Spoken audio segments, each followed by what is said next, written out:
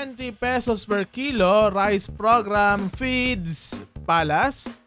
VP Duterte hostilities.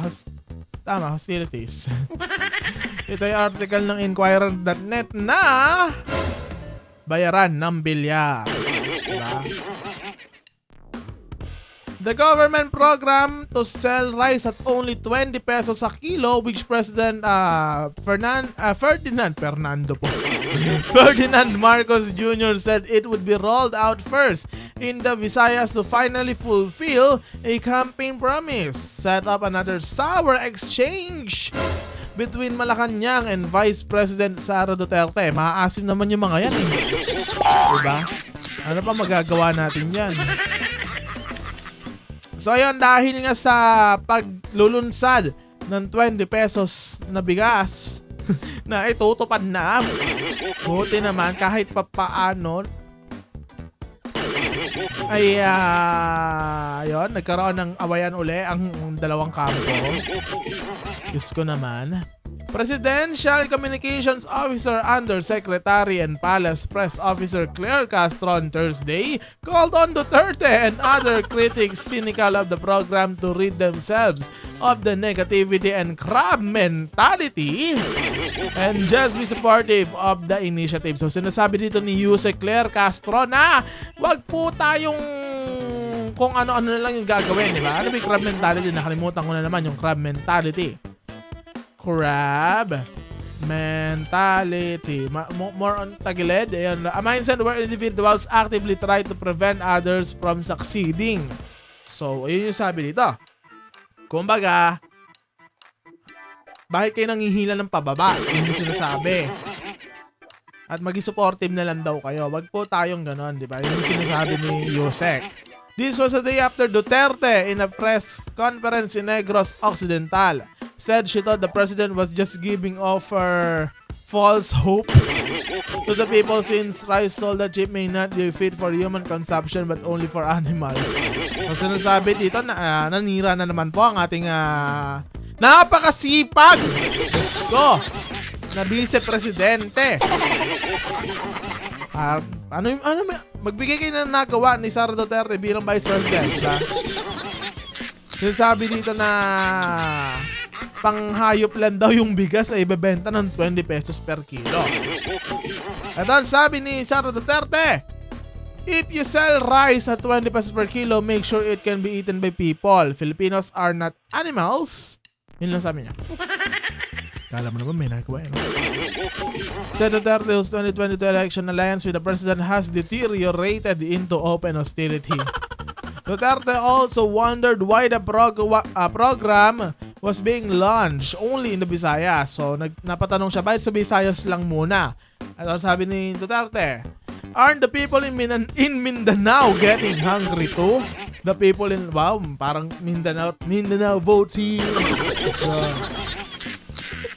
the people in Luzon? And why was there a meeting at the Cebu capital with the governors? The majority of the governors in the Visayas. Maybe they have problems getting votes for their candidates in the Visayas. Maybe. So, parang sinasabi dito sa Duterte na parang ginagamit lang ito sa botohan. Hindi natin sure. Ikaw ngayon. In response, Castro said critics have been making an issue out of this even before, that the president will not be able to fulfill his aspiration to make rice available at 20 pesos per kilo. Ito sabi ni Yusek, now that it has been fulfilled by the president, why are they being negative about this? Ayaw ko na sabihin yung Tagalog term ng negative, okay? Baka maano tayo sa N-word core. Ayaw ko nang ganon. As to the quality of the stock being questioned by Duterte, she said, ito sabi na naman daw ni Duterte, naman, daming sinasabi, walang gawa. The rice being sold is the same as the one being sold for 33 pesos per kilo. We should not belittle our farmers who planted and harvested this rice. If anyone would claim that this rice is only for animals, they are also belittling the farmers who sold their harvest to the NFA. Pero ang tawag dito? Pero ang kanyang inanong senador ay si Camille Villar. May camellia yung land grab. Diba? Agriculture Secretary Francis Chu Laurel Jr. also expressed disappointment over Duterte's remarks. Ito ang sabi ni Chu Laurel, with all due respect to the Vice President, the Department of Agriculture family is deeply hurt by her suggestion that NFA rice to be sold is not for human consumption, for animals. Dagdag pa niya, saying the rice that NFA distributes as animal feed is an affront to the quality of rice our millions of hard-working farmers produce. This is false. Hinga tayo ng konti. Castro also disputed Duterte's claim that the program was a way to court votes for administration candidates in the May 12 elections. So, parang ayun. Dinispute nila. Parang walang base. Tama ba? She said Visayas was chosen as the pilot region because the NFA warehouse in the region had excess stocks and local officials were willing to cooperate in the plan. O, ayun naman pala yung yung dahilan kung ba't si Visayas lang muna kasi mas maraming excess stocks ata doon at mas willing yung mga local official. Ay, hindi ibig sabihin yan, hindi willing yung tiga Mindanao. Pati na rin yung Luzon. Wag na nating pag-anuhin yan. Baka tayo diba? Ano sabi ni Castro? We should not be negative. We should not immediately see it in a bad light and claim that this is just politicking. Chu Laurel earlier said the program would be launched in Central, Western, and Eastern Visayas as well as Negros Island region because there are more people in need in these regions. The ultimate goal, he said, is to have it implemented nationwide. So, balak naman talaga nilang ito sa buong bansa. Pero Visayas na lang muna. Meanwhile, the Philippine Chamber of Agriculture and Food Inc. or PCAFI welcomed the initiative, being beneficial to low-income families. Ito ang sabi ni PCAFI President Danilo Fausto. Due to the large amount of subsidy involved, however, the government, I fear, might have a difficult time sustaining it. So, parang iniisip lang nito yung sustainability ng program dahil excess stock ang ginagamit sa 20 pesos per kilo na bigas na program na ito. The Federation of Free Farmers agreed that the program is difficult to sustain as the selling price is artificially low. So masyado daw mababa. Parang artificial yung pagkababa nung presyo. According to FFF National Manager Raul Montemayor, the government is set to lose 25 pesos a kilo if the NFA buys palay or unmilled rice at 24 pesos a kilo while its break-even price in selling milled rice is at 45 pesos.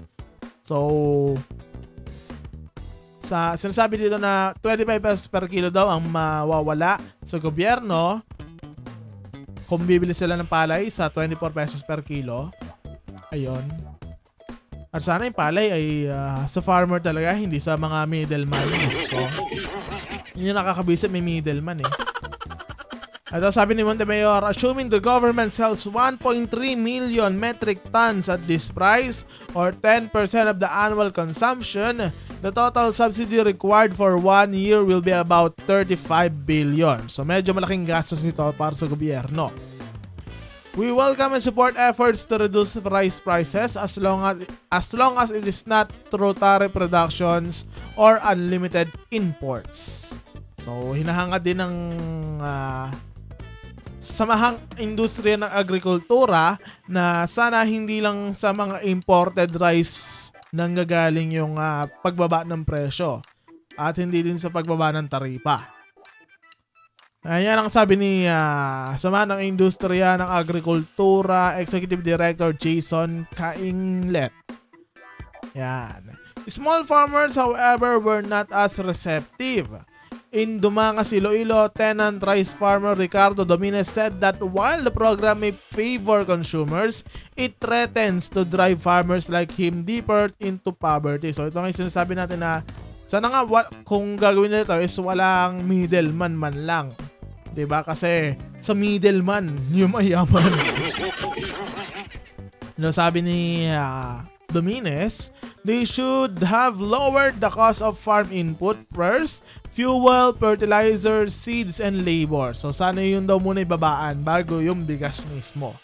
Dominez said production costs in the province can go as high as 50,000 per hectare, with palay selling for only 12 pesos per kilo. He fears they would be operating at a loss. Ito sabi niya, our income is already in the negative. If we harvest 100 sacks, that's only 50 to 60,000 pesos. After deducting land rent, what's left for us? So, maraming bayarin ang mga farmers na kailangan matugunan din. So, sana mauna yon bago yung bigas mismo. Kasi yung bigas na yung produkto ay ang daming proseso niyan, di ba? Rodrigo Alumbro, President of the Farmers Group Kamansihay, Odyohan Pagsangan, Sulpa, Balok, Kawehay, and Tinalian Irrigation Association in Abuyong, Leyte, considers the program a cause for concern among farmers. Ito sabi ni Alumbro, it's good for the rice-consuming public but not for us farmers. That would mean our income will decline since we will have to sell our produce at a lower price. So sana hindi mangyari, pinapangambahan ng mga farmers na sila'y maapektuhan nung pagbaba ng presyo nitong bigas sa 20 pesos per kilo kasi nga parang pinutol lang, parang nag-sale ka lang. Walang masyadong return, kumbaga. So ano po masasabi niyo dyan sa matutupad na daw na pangakong 20 pesos per kilo ng bigas? Comment down below.